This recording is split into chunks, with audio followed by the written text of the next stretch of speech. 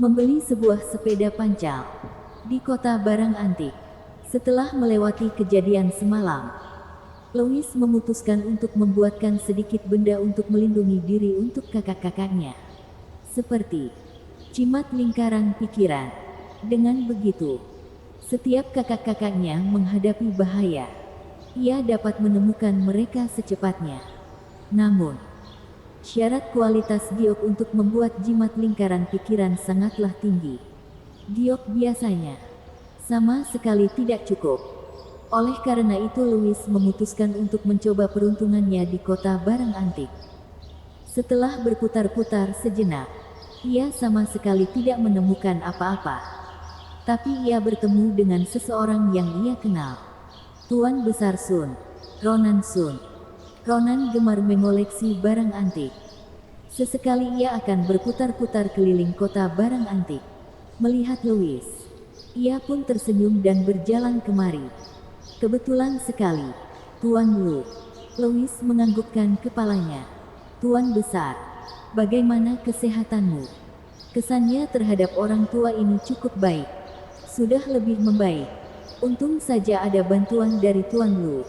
Kalau tidak, tubuh tuaku ini pasti sudah masuk ke liang kubur.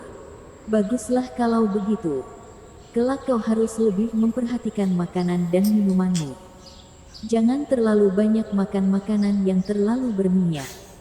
Aku akan mendengarkan perkataan Tuan Lu. Kedua orang itu mengelilingi kota barang antik sambil berbincang-bincang. Tak lama kemudian, Louis pun menggelengkan kepalanya dengan kecewa. Tidak ada apa-apa di sana. Ronan awalnya mengira Louis sama sepertinya.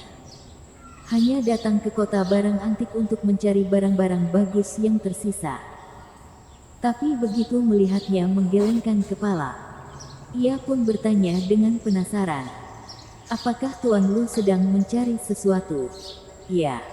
Aku datang untuk mencari beberapa bongkah giok atau batu yang cukup keras. Tapi setelah berkeliling, aku tidak melihat satupun. Ronan menggelengkan kepalanya sambil tersenyum. Di tempat ini, kalau ingin mencari giok asli, jauh lebih susah dari mencari jarum dalam tumpukan jerami. Tapi, sepertinya ia teringat sesuatu. Aku ingat Hien sepertinya pernah mendapatkan sebongkah batu. Rasanya cukup spesial. Tapi tidak tahu apakah batu itu cukup untuk memenuhi permintaan Tuan Lu. Louis langsung menepuk keningnya. Benar juga. Keluarga Sun memiliki usaha pelelangan. Pasti pernah melihat banyak sekali benda-benda yang aneh. Seharusnya dari awal ia langsung menanyai Hien. Untuk apa membuang-buang waktu di kota barang antik ini? Tiba-tiba Ronan pun tersenyum dalam. Ia berkata, Tuan Lu, bagaimana kalau siang ini kau datang makan siang ke rumahku? Aku bisa menyuruh Hien untuk mencari batu itu. Boleh juga. Louis mengiyakannya. Kedua orang itu berkeliling lagi sebentar. Tepat saat mereka hendak pergi, tiba-tiba mata Louis bersinar terang. Sepertinya ada barang bagus. Ia langsung berjalan ke arah sebuah stan. Stan itu lebih besar dari stan-stan lainnya. Khusus menjual barang-barang yang aneh. Target Louis adalah sepeda pancal yang diletakkan di bagian belakang stan. Badan sepeda itu sudah karatan. Kelihatannya sangat tua. Louis menunjuk ke arah sepeda itu, lalu bertanya pada sang penjual. Bos, bukankah kau menjual barang-barang antik? Kenapa juga menjual sepeda pancal bekas? Jangan diungkit-ungkit lagi. Kemarin aku bertemu dengan satu orang gila. Memaksaku untuk menukarkan sepeda tuanya ini padaku. Katanya ini adalah benda berharga. Aku benar-benar kesal sampai ingin memukulnya. Begitu mengingat hal itu, sang penjual pun kesal. Kemarin saat dia sedang asyik berjualan, tiba-tiba datanglah seorang petua gila dan memaksa agar dia membeli sepeda pancal tuanya ini. Katanya tak lama kemudian pasti akan ada orang yang ditakdirkan untuk membelinya. Sang penjual tentu saja tidak setuju. Dia hanya menerima barang-barang antik, bukan menerima barang-barang bekas. Hanya orang bodoh yang mau menerima sepeda tua rongsokan seperti ini. Akhirnya Pak Tua itu langsung mengambil beberapa barang dari pajangannya dan meninggalkan sepedanya begitu saja. Karena hal itu, sang penjual sampai tidak ingin untuk berhubungan dengan istrinya kemarin malam. Louis tersenyum dan berkata, 200 RMB. Aku akan membeli sepeda itu. Kau mau? Penjual itu tercengang, seolah tidak percaya. Sepeda butut ini benar-benar ada yang membeli. Apa aku boleh menanyakan alasannya? Dengan instingnya, sang penjual pun bertanya pada Louis alasannya membeli sepeda tua ini. Wajah Louis berubah muram. Ia berkata, sudahlah. Tadi aku tiba-tiba hanya menginginkannya saja. Lebih baik tidak jadi saja. Sebentar. Penjual itu segera memanggil Louis. Tadi kau bilang kau ingin membelinya. Harganya juga sudah tepat. Kenapa sekarang tidak jadi membeli? Aku sudah tidak mau lagi. Tidak bisa. Kau tidak boleh berbuat seperti itu. Bagaimana kalau 150 RMB? Pada akhirnya, Louis pun membeli sepeda itu dengan harga 100 RMB. Ronan bertanya dengan bingung, Tuan Lu, untuk apa kau membeli rongsokan besi ini?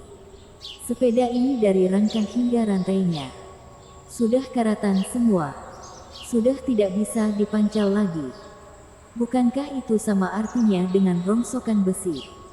Kalau sepeda ini dijual ke toko daur ulang, sepertinya juga hanya bisa dijual dengan harga 20-30 RMB.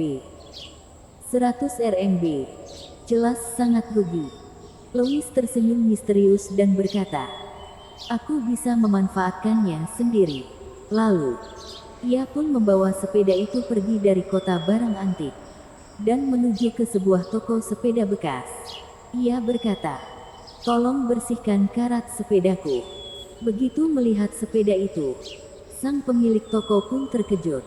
Sepedamu ini sudah sehancur ini. Kurasa tidak perlu dibersihkan juga karatnya.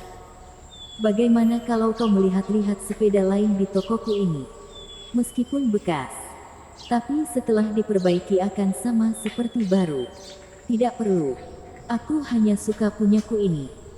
Langsung bantu aku membersihkan karatnya saja. Sang pemilik toko tidak pernah melihat pelanggan yang seperti ini. Ia berputar mengelilingi sepeda itu sejenak. Lalu wajahnya berubah muram. Anak muda, kurasa kau bukan datang untuk membersihkan karat. Kau datang untuk membuat masalah kan? Sial. Jangankan rangka dan rantainya. Bahkan bautnya pun tidak ada satupun yang masih utuh. Apanya yang perlu dibersihkan? Bukankah ini cari masalah namanya? Sang pemilik toko itu tiba-tiba marah. Louis juga tidak bisa berkata apa-apa. Demi membuktikan bahwa dia bukan datang untuk mencari masalah, ia langsung mengeluarkan kartu hitamnya untuk menunjukkan ketulusan hatinya. Kartu VIP Supreme Kamar Dagang Negara Long. Seketika wajah sang pemilik toko itu pun berubah.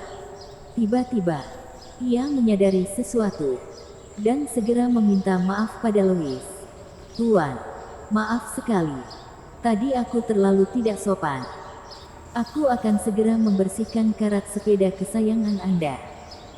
Orang yang dapat mengeluarkan kartu VIP Supreme Kamar Dagang Negara Long pasti identitasnya tidak biasa.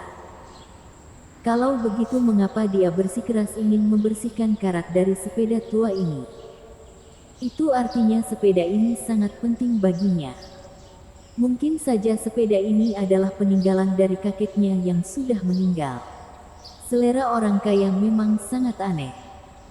Sang pemilik toko itu merasa sebaiknya ia tidak membuat masalah dengan Louis.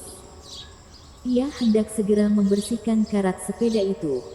Namun tiba-tiba, istrinya menariknya ke pinggiran, lalu berkata pelan, kurasa, kartunya itu mungkin adalah kartu curian. Bersambung.